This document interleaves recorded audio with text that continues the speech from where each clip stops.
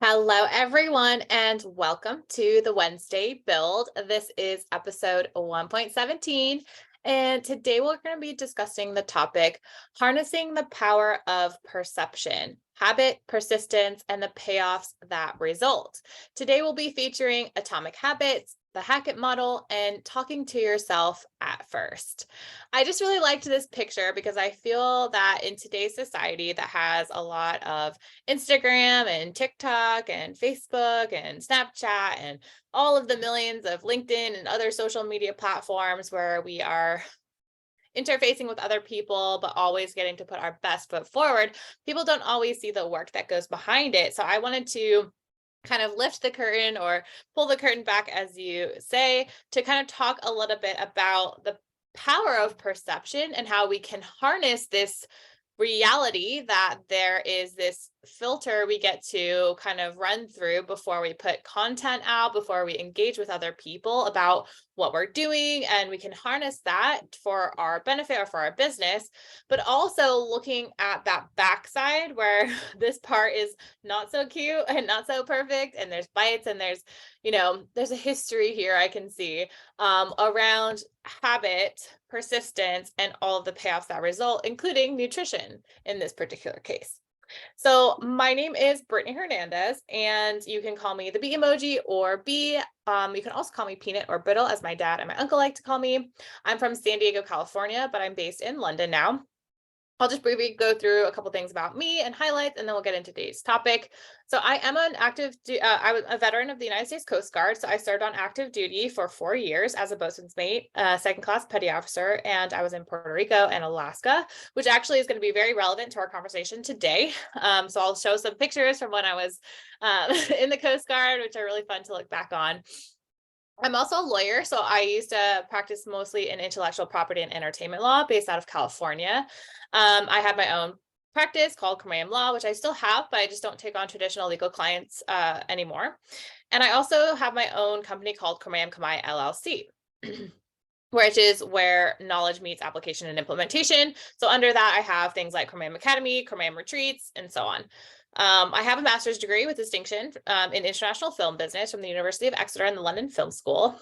And I went into legal technology after my master's degree because I focused mainly on how we can use innovations in technology to help people who can't usually afford lawyers. So I kind of went into legal tech with a company called Valo, which is based out of Scotland, after which I became a Gavel expert or a no-code, low-code developer. And I used to work with a company called GigLaw. And then I became the global ambassador to law schools with Gavel, which is a platform that is a no-code platform that allows you to create powerful workflows and applications, usually utilized in the legal space, but can be used for other things as well. And through that, I am the program director and senior instructor for our Law Students in Legal Tech Access to Justice Fellowship. Was actually just finished our 12 weeks, and then we went to a 2-week break. And now we just kicked off our hackathon competition, which will go for 6 days, and then we'll announce our winners, which is really exciting. So I'm also the founder, course creator, and senior instructor for Crame Academy, as I mentioned. So we have things like Gavel certification courses, things like certification courses in Go Full Page, courses in Software and Airtable, and more. I'm also the creator and host of the Lightning Talks for Legal Innovators series in partnership with Gavel. So that is actually going to be tomorrow. So for those of you that are watching the recording or who are with me live, you're welcome to join us tomorrow. I'll be hosting the head of sales of Gavel. His name is John Jelenko. He's going to be talking about creating and marketing legal products and how to survive in this new kind of tech-driven legal landscape. And then I'm also the creator of the interactive digital magazine Code Word Hex, and the creator and editor of a newsletter called the Tuesday Forecast, which you can subscribe to if you'd like to kind of always keep up to date about what's going on.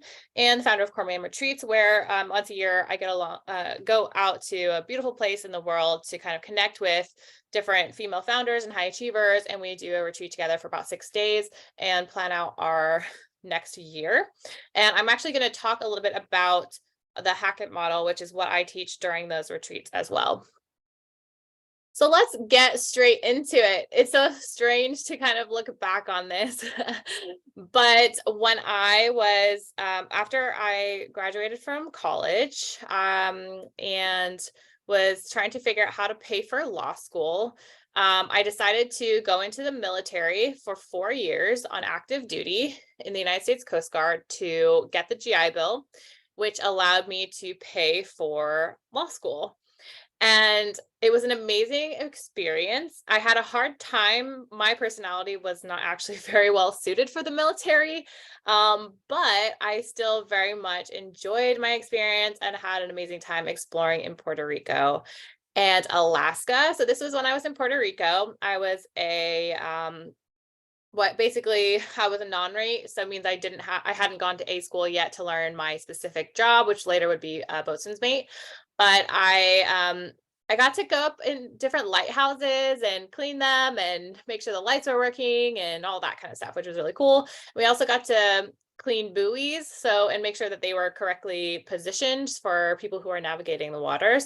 So that was a really cool experience. And then later I went to Alaska and I became a boarding officer as well as a boatswain's mate, and got to be a coxswain and got to I got to shoot guns, but not at real people, just practicing. So I got to just do a lot of different things, and was able to really have an amazing experience. But this is all relevant because one day, and this goes into the perception piece and where I first heard this phrase, which I'll share with you, but we're talking about this power of perception. And this power of perception for me comes from my experience in the military, where during this time where you see me here, I was part of a station where we had, a BM2 or BM1 who was overseeing us, and they would kind of give us our tasks and let us know what we needed to do and things like that.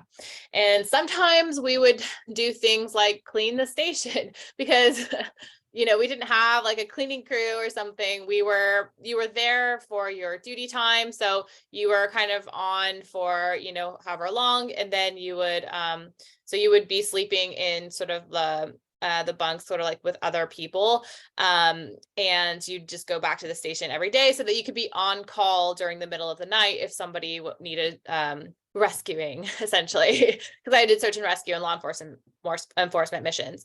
So if we got a call in the middle of the night, we needed to all be together to quickly respond.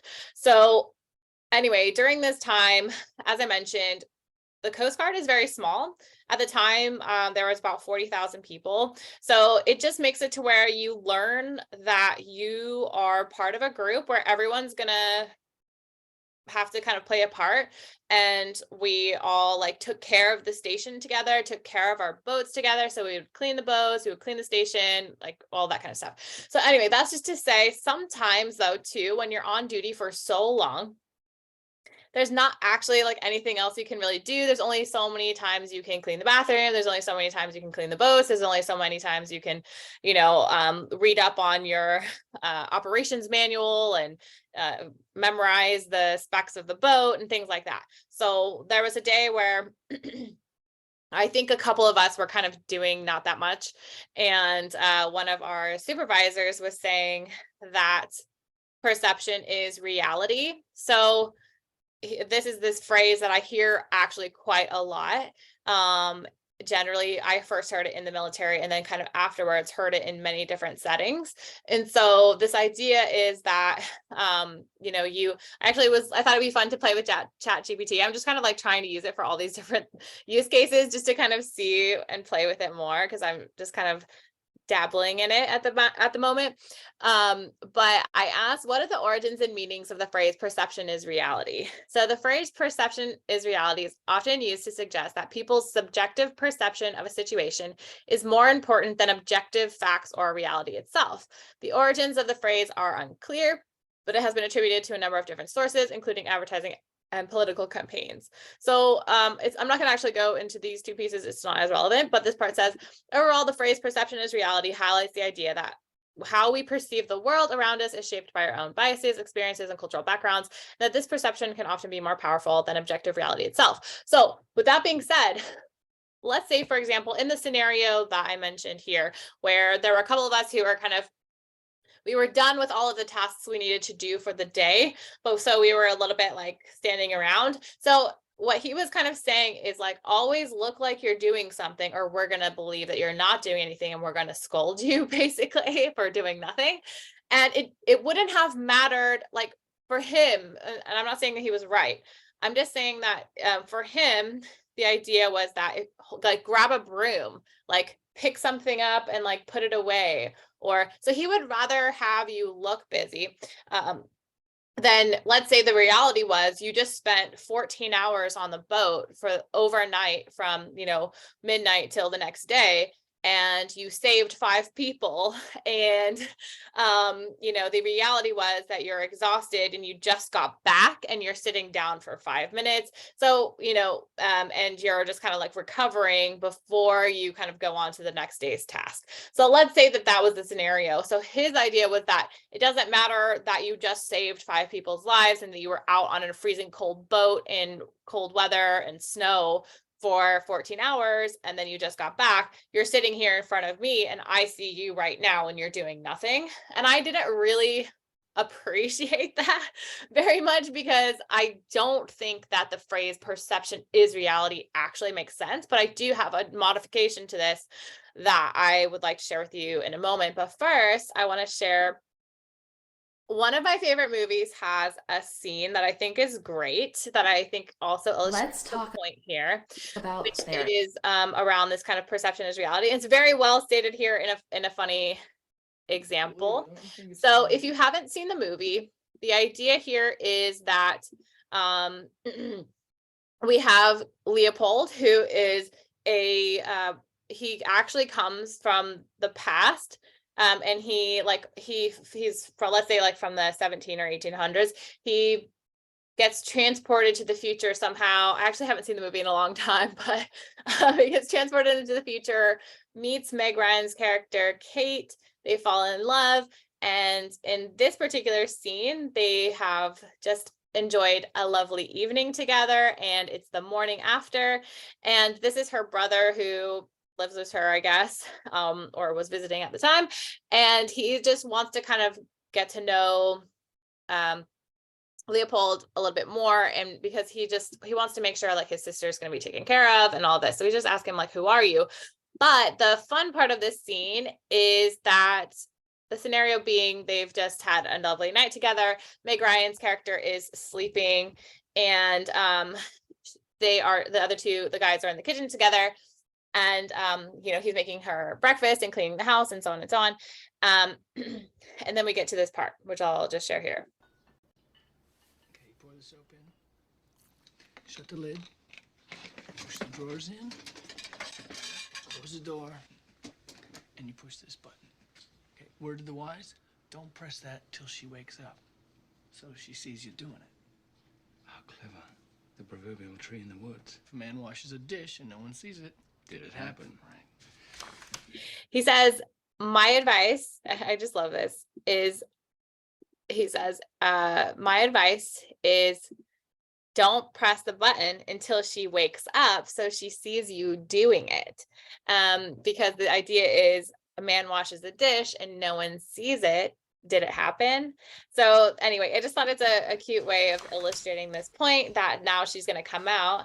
He's going to see that she's here and press the button so she can see that he pushed the button, and now she's all happy. And the scene is really actually super sweet. So he makes her breakfast and they sit down, and he's just being super sweet to her, and she's super happy, and it all works out in the end. So in that particular example, I think it illustrates that point, especially from the brother kind of explaining to him, don't push the button until she comes out. And it's the idea of around perception. And so we want to harness the power of perception to our benefit, even if the reality was that he did the dishes. It wouldn't matter if she didn't see it, because maybe the brother did it, so he wouldn't get the credit, kind of a thing. But anyway, the point is, it's not about always like getting something out of it, But I think the recognition of that kind of social underlying fact in society that we have this way of interacting with other people that sometimes they see us doing something, sometimes they don't. It's, it's sometimes like, I think it's just powerful. It's something that we can kind of harness. So we're going to go into those pieces in just a moment. So I thought another good illustration of kind of this piece, as well as getting into the conversation around habit and persistence and the payoffs that can result from that. I wanted to go into how I would change the way that that phrase is used. So instead of saying perception is reality, I would suggest that we change this to perception shapes reality. So what I mean by that is it doesn't make sense to me that perception, like how somebody looks at you and what you're doing, is reality, because it's not. Maybe the reality is, like I mentioned, you've just spent 14 hours doing something and working, and you're just taking a 5-minute break, but you're perceived as lazy because you're not doing something right now. That doesn't make sense to me. I think that perception, though, does shape reality. So the things that are perceived by other human beings do shape your real life experience and the opportunities and the business that comes to you because of the way that people perceive you. And this has been very interesting for me personally, because in the past, actually, as of this January, from January 3rd on till now, a couple months later, I have decided to produce more content this year. And so my word for the year is exponential content, because, or 2 words for the year, because of the fact that I recognize that as of last year, nobody really knew who I was.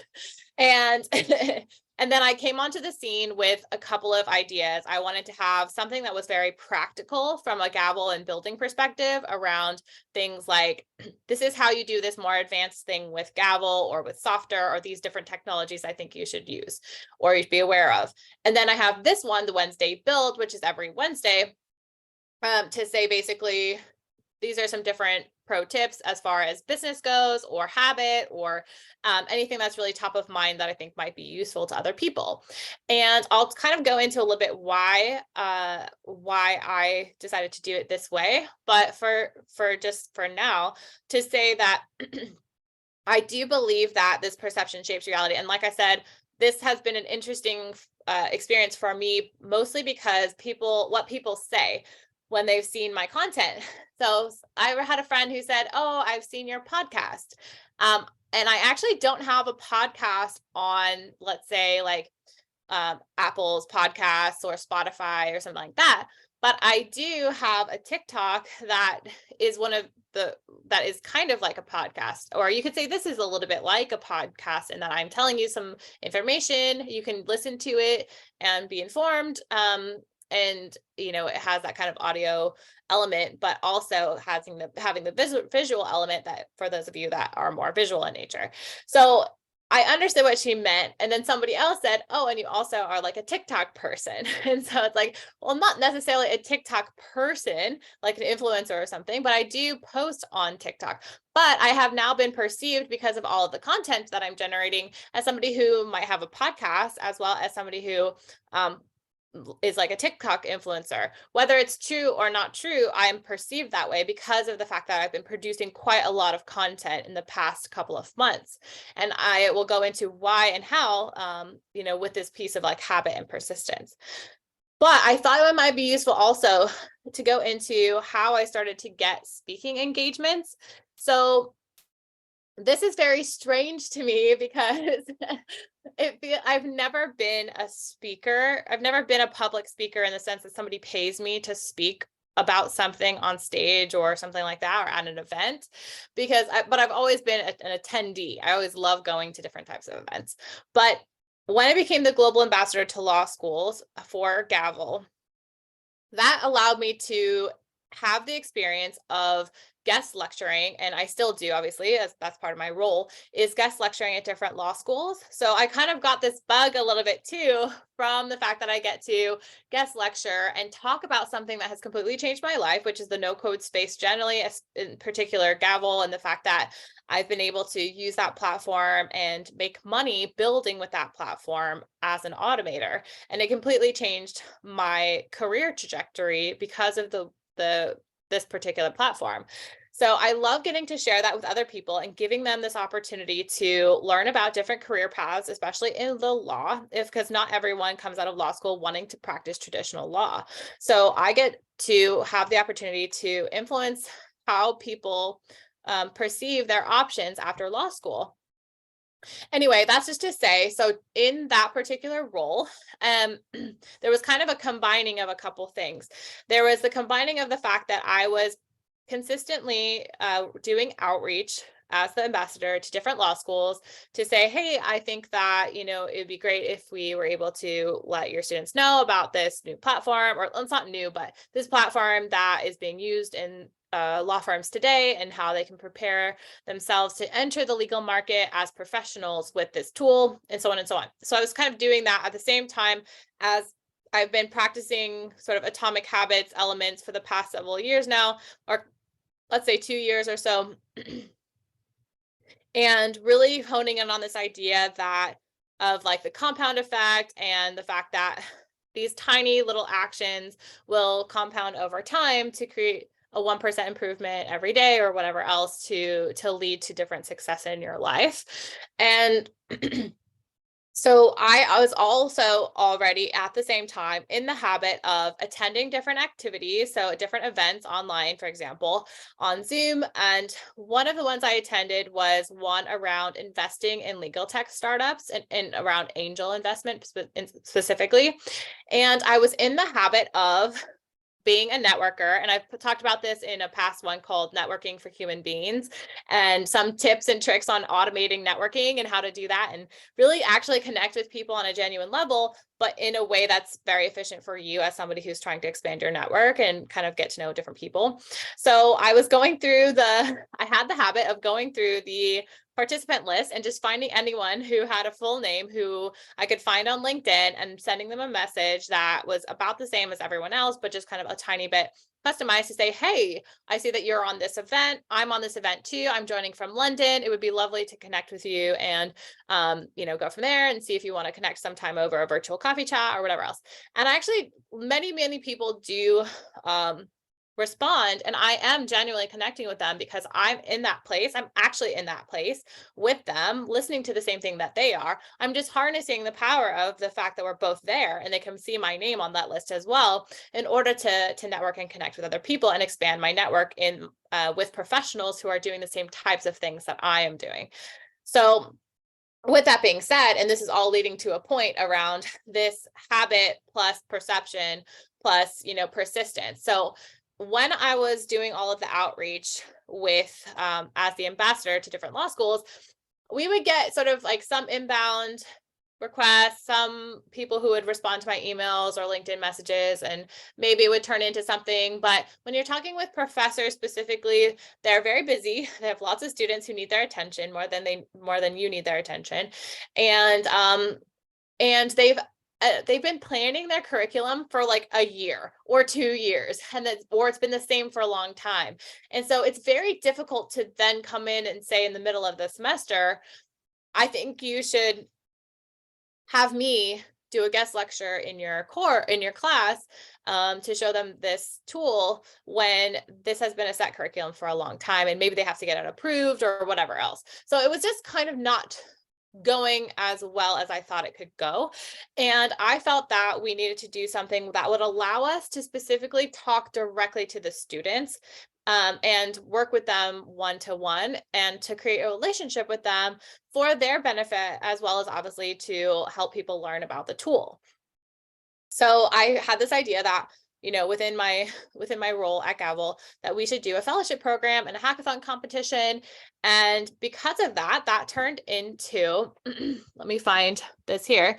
So this turned into, in January, we launched the Law Students in Legal Tech Access to Justice Fellowship, back when it was still Documate and later was changed January 31st, I believe, to Gavel. So back then, so we actually did it. I pitched the idea in December, right before Christmas, I think, or right after, I think. And I had broken down why I thought why we should do it, how we should do it, and just felt like this was going to be a really good opportunity. So we kind of launched this, let it be known that we were doing all these different things and that I was going to be leading the certification course as well as the hackathon competition, sort of running this program all the way through and connecting with the different people who were going to be offering the prizes, negotiating the different things like paid positions with gig law and things like that. So I posted this, or Gavel posted it first, and then I reposted this here to let people know. But this is all just to say that this has led to a different opportunity, and that was with Holger. So what I mentioned was when I was already in the habit of constantly networking with different people, and one of them being Jennifer Swallow's webinar on how to angel invest in legal tech startups. And this was my message, loving Jennifer Swallow's webinar on how to angel invest in legal tech startups. Saw that you're here as well. Would love to connect and follow your work, Holger. He says, hi, Brittany, happy to connect, all the best. So because of that habit of always going to different events and connecting with people who are also there, back in November, before I even pitched the idea for the Law Students in Legal Tech Access to Justice Fellowship, I connected with this person who is actually a part of the European Legal Technology Association, and we became sort of friends, you could say, or at least connections. Later on, when this was posted, so timeline being, we connected based on my habit of connecting with people all the time, going to events, connecting with the people who are also there. He was in a position to now see things that I've posted or reposted, including this particular post. I believe this is where this came from, because that was kind of around also the start of me posting a lot more. So prior to this, I wasn't really posting a lot of content until about maybe like around this area. So I was doing some stuff from January 1st or 3rd, basically. And also you could say once a month I was posting around the lightning talk stuff. But I had made the commitment and set the intention to post a code word hex issue, as well as have this episode every week of the Wednesday build. So that's 2 pieces of content every week, plus creating the content for the fellowship program and posting around that, plus the monthly lightning talk. So I was starting to have much more content produced during this time from January 3rd or so, which was, I just decided would be like the first week of so it was like the 3rd of January was a Tuesday. So it was the first time I posted. I think it was this one. Yeah. So surprise, I created a free interactive digital magazine called Code Word Hex using Document as my base, blah, blah, blah. So with that being said, I set the intention that every week I would have the habit of posting a new issue of Code Word Hex. Now also a new video for the Wednesday build. So that's 2 pieces of solid content every week, as well as that once a month for the lightning talks. Anyway, that's all just to say that I was starting to push a lot more content out, which meant that the algorithm was also starting to be more in my favor, as well as having more visibility in my community and my network on LinkedIn. And this was, let's say around January 14th or so that this was posted. And from there, Holger saw it and I think maybe he liked it. Let's double check. Well, maybe not, but either way. So what the point of this is just to say that he saw it and reached out to someone he's working with to create the Future Law 2023 conference, and recommended me. So he basically saw and perceived that I am someone who runs these types of programs. So I know something about law students in legal tech, as well as access to justice, and it just happened to fit. And he was well positioned. That's why it's really important to network early, So networking back in November made it to where he is able to see my feeds and the things that I'm doing, which made it to where he saw this particular piece of content, which made it to where he recommended me to Valentine from Legid to be a speaker for the Future Law 2023 conference in Estonia. As I mentioned, I am not a trained public speaker.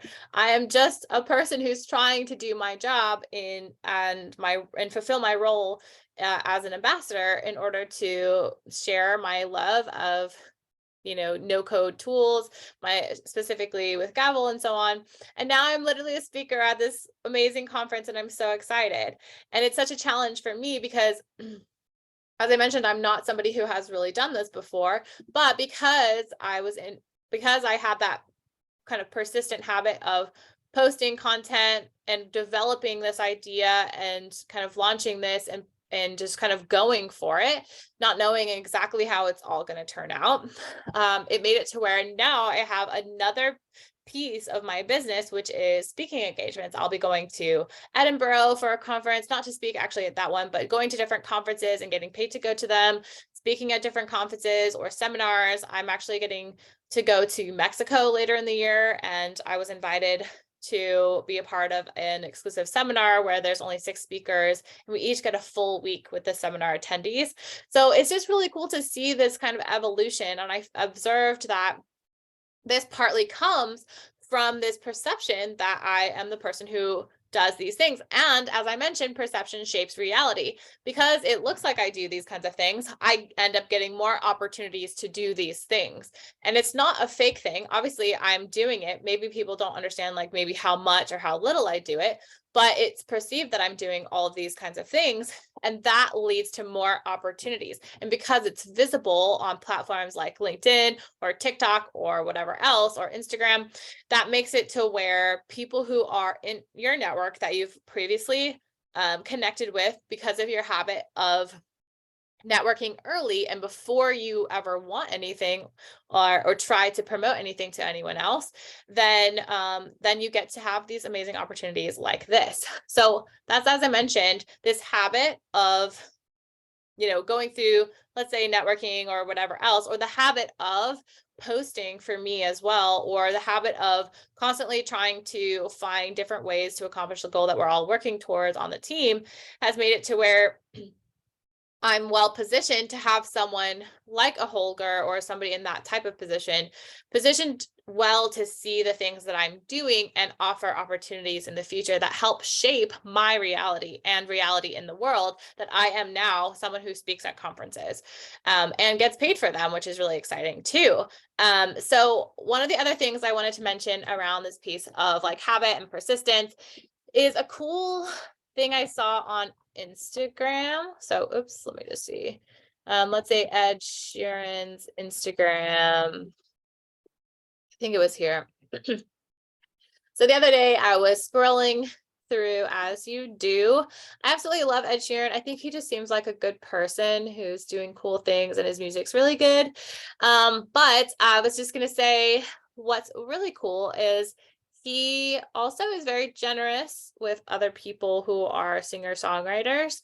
So for example, in this particular video, he brings up this woman. So it's going to have me log in. So give me 1 second here.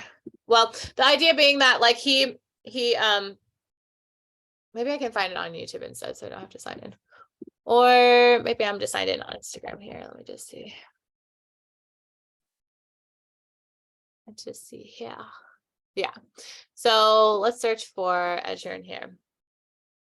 You can tell I'm a Love is Blind fan from my searches. Okay. So I think it's actually the Teddy's photo on this one. Okay. So in this particular video, he is singing during this encore. And he invites a singer-songwriter who was harmonizing with him to stand up and to start to sing. And it kind of goes into that idea about, luck is where preparation meets opportunity. So if you look at, what's her name? Anime. She's been singing and posting and doing all these for you know, a long time, as you can see. And she just happens to be in this position where she's sitting nearby where Ed Sheeran happened to walk, and she was harmonizing with him, and she gets her moment, and now she has probably many more followers than she did before, and she was able to kind of be in this position. But there's another piece, which is, and I'm trying to remember which one it is. I believe it is not this one. There's a vlog he does from his time in Berlin where he actually, let me just try to find it really quick.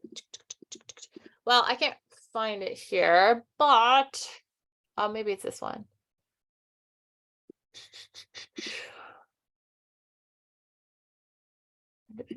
Well, the point is, if I can find it, is that he pulls a guy up on stage called Josh. Room to Noah, maybe.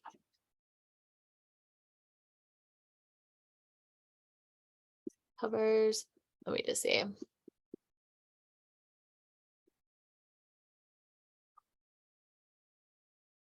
Covered by Josh and friends. Might be this guy.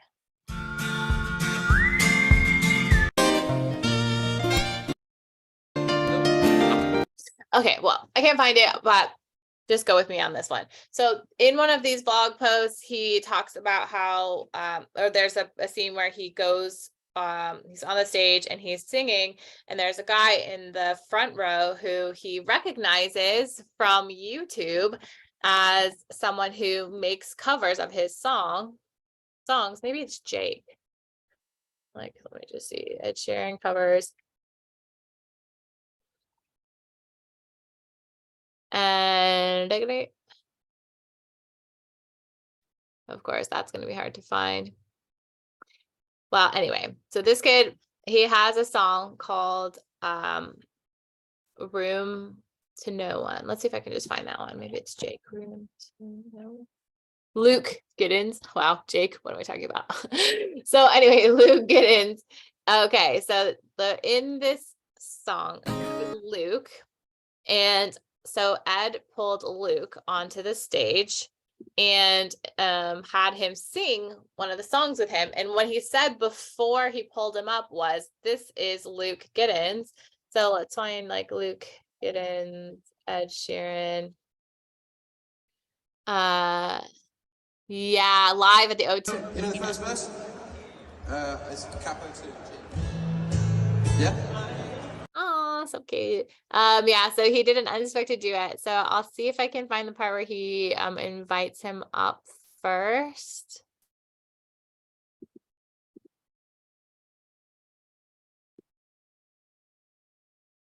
So the point of this story is just to say that, like, he says, I wish I could find this video. Let me just see if I can find the beginning of it. It's called Luke Gittins Music. Yes. And it's in ears, sadly, but you'll be able to hear it. Everyone say hi to Luke. So what he says towards the beginning, before this happens, right before he pulls him on stage, is he basically says, he recognizes Luke in the audience, and he basically just says, I just see that Luke is here with us. Luke, you know, I didn't plan this, but Luke is someone who, whenever I release a song, he's the first person to do a cover of the song. And, you know, he's, you know, his music is amazing. And anyway, so Luke actually has this song called Room to No One, which he wrote after that experience, I believe. And he basically says that I've been chasing the dream since I was a teen, singing since I was a child. I got my first guitar at 8 years old, and I played it every night. And then he talks, I've been giving it all that I can. And there's a line here I want to go into. And the world has no clue who I am. I've been playing in a room to no one. Okay, so this is the line that I was searching for. Sorry, that took a while. But this idea of playing in a room to no one, and just kind of keep keeping on with your habit of creating and writing, and just because no one is listening at that moment and there's nobody on the other side at that moment, it's still a valuable exercise if it's something that you care about and it's something that you love and it's something that um, maybe you've been validated in other ways, but not necessarily that you have a huge crowd in front of you, that you can confidently continue in that particular practice of doing everything that you can to make yourself, achieve whatever goals that you have for yourself. But I just really love this line of I've been playing in a room to no one, because I can very much identify with this particular sentiment of playing in a room to no one. Because when I first started doing things like Code Word Hex and the Wednesday build and things like that and other kind of content, there was no one on the Zoom call with me.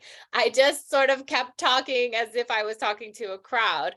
And that made it to where I was able to have all of these other opportunities come to me that I'm very grateful for. And that started with me just kind of talking at my screen in my room by myself to no one, but knowing that what I have to say is valuable and having the habit and persistence to continue, even though there's not really, there wasn't really somebody on the other side listening, to persist in that and to know that I have something of value to offer, I think made it to where I can do what I'm doing now and has given me these opportunities and the perception of others that this is something that I do all the time. And I do now. Like I said, perception shapes reality. Because it appears that I'm someone who speaks, I'm offered speaking positions and engagements. So that is how that works. And also this idea of practicing in the open and practicing often. So let's go a tiny bit into Atomic Habits. So I absolutely love the book Atomic Habits. It's where'd it go? This one here. This is by James Clear. And I just remembered an example that he gives that I think illustrates a good point around sort of setting intentions and habits and living by the calendar in this way of like kind of practicing in the open. So when we talk about practicing in the open, James Clear does give a good example here of a photography class. So he says that there was on the first day of class, this guy, Jerry Usman, a professor at the University of Florida, he divides his film photography students into two groups. Everyone on one side is going to be the quantity group, and everyone on the other side is going to be the quality group. And this is a really important point for people who are lawyers, this idea of practicing in the open, which is very uncomfortable for people like me who have been trained that we should be perfect and that our perception is very important, as we've mentioned here, but also the fact that you need to practice, and it's the practicing and the doing that makes you better. So in this particular example, in this photography class, the students are divided into two groups. One is the quantity group and one is the quality group. And it will be how they are graded. So at the end of the term, he makes it to where everyone who was on the quantity side will get graded only on, let's see, so everyone on the right side of the room would be in the quality group. They would be graded only on the excellence of their work. On the other side, 100 photos would rate an A, 90 photos would rate a B, 80 photos a C. So they would actually be graded on the total numbers of photos submitted by each student. So that was the difference, is if you submitted 100 photos or 90 photos, you would get this particular grade. So it was all about quantity. On the second side, it was you have to produce one perfect picture by the end of the semester to get an A. So it had to be nearly perfect. So at the end of the term, the professor was surprised to find that all the best photos were produced by the quantity group. During the semester, these students were busy taking photos, experimenting with composition and lighting, testing out various methods in the darkroom, and learning from their mistakes. In the process of creating hundreds of photos, they honed their skills. Meanwhile, the quality group sat around speculating about perfection. In the end, they had little to show for their efforts other than unverified theories and one mediocre photo. So I love this because it really illustrates this idea of practicing in the open. And he goes on to say it's easy to get bogged down trying to find the optimal plan for change, the fastest way to lose weight, the best program to build muscle, the perfect idea for a side hustle. We're so focused on figuring out the best approach that we never get around to taking action. As Voltaire once said, the best is the enemy of the good. So I really love this. And he goes on to say a lot of other brilliant things. But to bring it back to what we're talking about here is this idea of practicing in the open, making mistakes along the way, not taking that too seriously, except to just learn from that and continue on and going, because you have those hundreds of photos you're going to take. And as he mentioned too, you get to experiment. For me, for example, I've been able to kind of develop certain things and certain practices and kind of learning along the way by just kind of jumping into it. Like I said, I've never been a public speaker in the past. I never was invited to do that before because I was never an expert in anything previously, really. But it makes it to where now I do have those opportunities, and that has been shaped. My reality has been shaped by the perception that I've been able to cultivate through these habits and my persistence in practicing in the open, as I'm doing right now. And I just really appreciate this. And one of the things I was going to say here too is around the Hackett model. So when we talk about habits, when we talk about habits generally, especially in atomic habits, he kind of goes into things like cue, craving, response, and reward. And I wanted to highlight someone who I used to work with, who is a really good example of this idea of sort of the compound effect and just kind of like persistence, habit, and so on. And this is Marisa Martin Talbert. She is a lawyer who I used to do some contract work with to just kind of take it. She's just super busy and she has her own practice and she's just doing a million things that are all awesome. So she's quite busy. And so she had an overflow of work. So I just helped her with some contracts and things like that. They're submitting different things. So for different clients. So with Marisa, there's something that she told me that I've always remembered, because I was on a call with her one time and I was just like, how do you do all of the millions of things that you do? And she said, I just live by the calendar.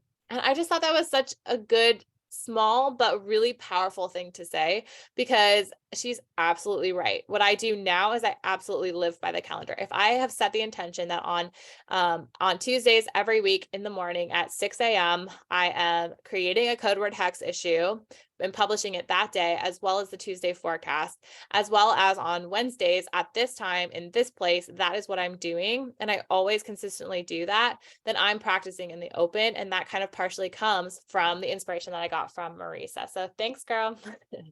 So that's just to say, I'm going to talk a little bit next about the Hackett model very briefly.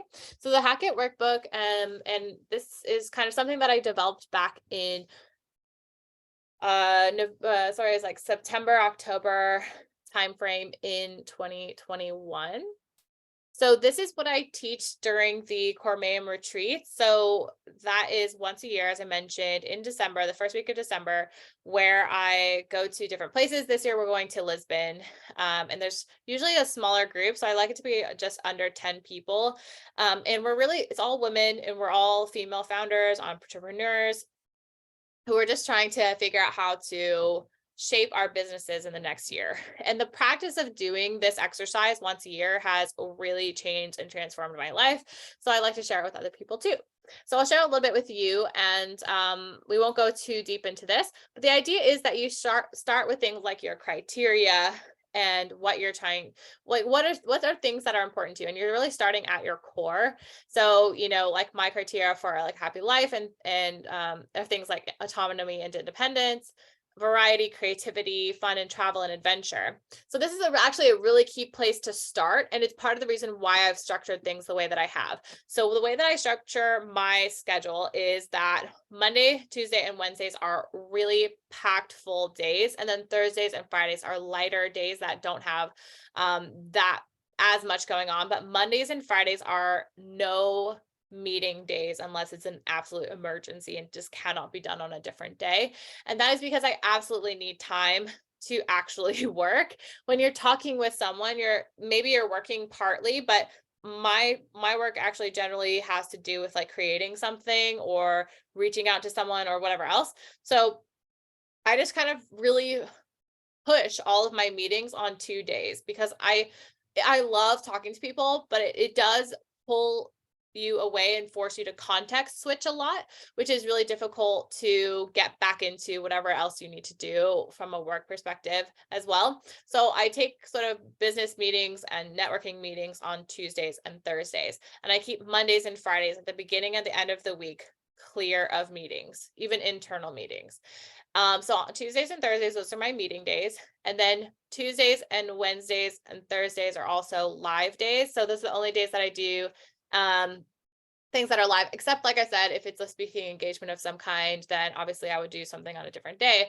But if I get to control any aspect of my schedule, then I will do it this way. I will bulk everything together in the middle of the week, and also to manage my own energy. So, and also to kind of go back to the things that are important to me, my criteria being travel and adventure. So I also need to have the opportunity to take a Friday and a Monday off if I wanted to, and have Friday, Saturday, Sunday, Monday be something that I am exploring or something. So maybe I fly to a different place or whatever else. So it's, you start with your core values and your beliefs and affirmations, your criteria for happiness. And then you kind of go down, and we then talk about specifically holistic becoming. Where are you right now? Where do you want to be? And you declare that. And then we go into taking that and turning that into a 3-year direction. Picking a word for the year has been one of the best things that I've done for myself. And focusing on the person that you would like to become, rather than what you would like to do. And then your main targets and the reasons why, and any notes there. We do a vision board, and then we go into actually designing our actual day-to-day schedule, which is what we're talking about here. So what are your non-negotiables? So my non-negotiables are things like 8 hours of sleep every night. And obviously I don't have children. So people who have children, maybe their non-negotiable is just to like make sure their children are alive and okay, and that they can get as much sleep as possible or whatever else. So this is obviously the schedule and non-negotiables of a single, well, I have a fiance, but I'm not married and I don't have any kids. So I get to control, and I have my own business. So I get to control a lot of aspects of my business. So I understand and recognize that not everyone is going to have the same non-negotiables as me. So I talk about like spending time with my partner, time for exercise, time for nutritious meals throughout the day, a full day of work, off of work per week. So not working on Sundays, time with friends and family, etc. So then you take your non-negotiables and you put them on your I assign planner, which is kind of a rough draft of what your schedule could look like. And it's just kind of a visual way of doing it. And then you break it down further into your start and end time, your activity, and the total time. So you can work out what exactly goes into each block. Now you're doing that for each day or day type. And then you put that into a weekly schedule, which starts to look like this. So you can see what repeats and what's going to be different. So obviously my schedule has evolved from here, but this was our base.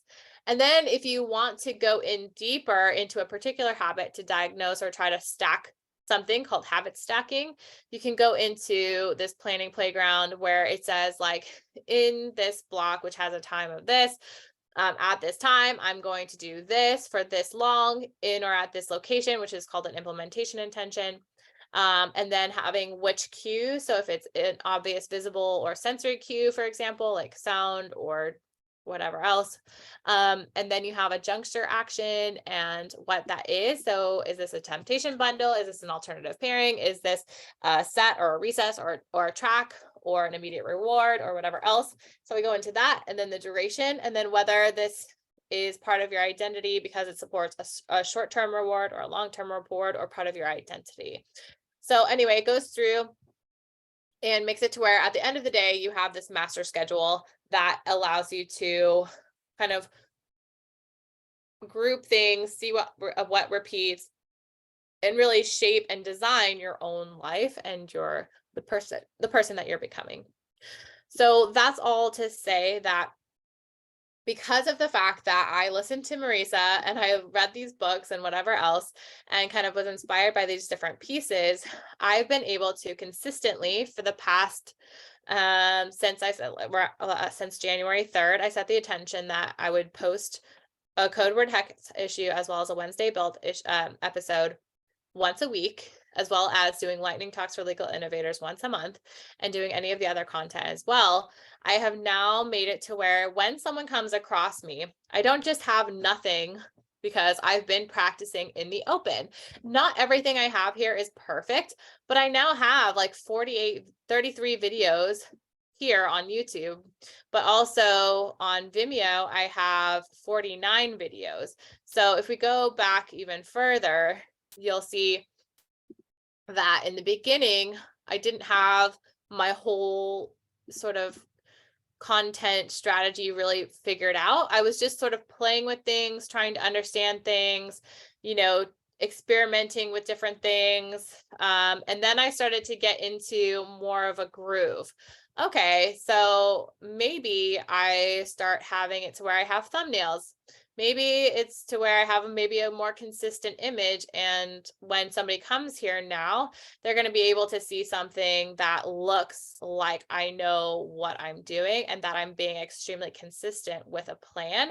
So now when somebody comes to my YouTube channel, because I've just been in the habit of posting twice a week for 4 months, over 4 months, now I'm starting to have shaped my own reality through perception. So it looks like I'm a person who is a content creator and maybe an influencer. I don't have many subscribers, but I'm building that audience from the ground up, literally from just starting from scratch. So I also have 2 showcases on Vimeo where I have here the code word hex, and then I have the Wednesday build here as well.